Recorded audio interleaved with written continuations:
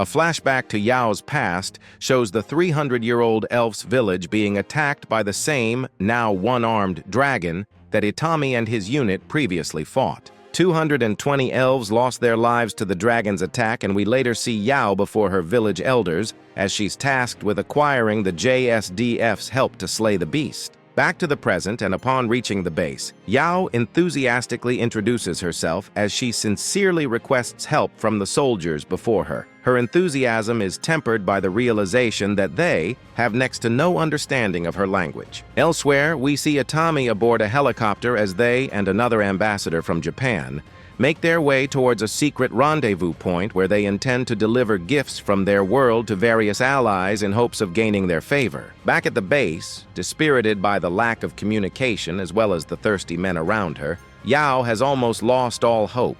She suddenly spots a pen on the ground, and upon entering the store where it's sold, is filled with hope as she sees the cashier having a fluent conversation with the JSDF soldiers.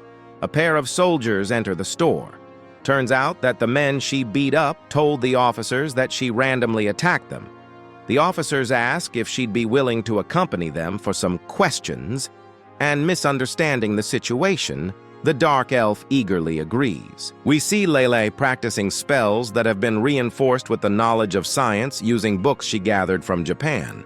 Her training is interrupted by a soldier who seeks her assistance for some translation. The apprentice mage finds herself before an interrogation room holding Yao within. After a quick conversation and further investigation by the soldiers, they learn that the dark elf was actually the victim, and so she's set free. With Lele's help, Yao gets an audience with the general of the base, but unfortunately, her land is in another kingdom, and so not wanting to risk any perceived aggression, the general cannot fulfill her request. Elsewhere, Itami finally arrives at the meeting point where we see the princess and her knights waiting for him. Turns out that what Pinya is truly after are manga from Japan. Back at the base, all the soldiers are unhappy about the decision to not help Yao, each coming up with ways to disobey orders and strategies to assist the elf. But one name emerges every time. We watch as Pinya bids farewell to Itami.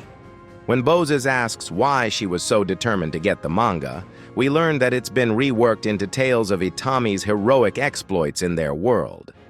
Documenting his battles at Alnus Hill, saving Tuka, escorting the villagers of Koda, and even their fight with the fire dragon. And as our tale comes to an end, we watch Itami and his unit ride into the distance as he looks up at the clear sky, hopeful for peaceful days ahead for all within the gate.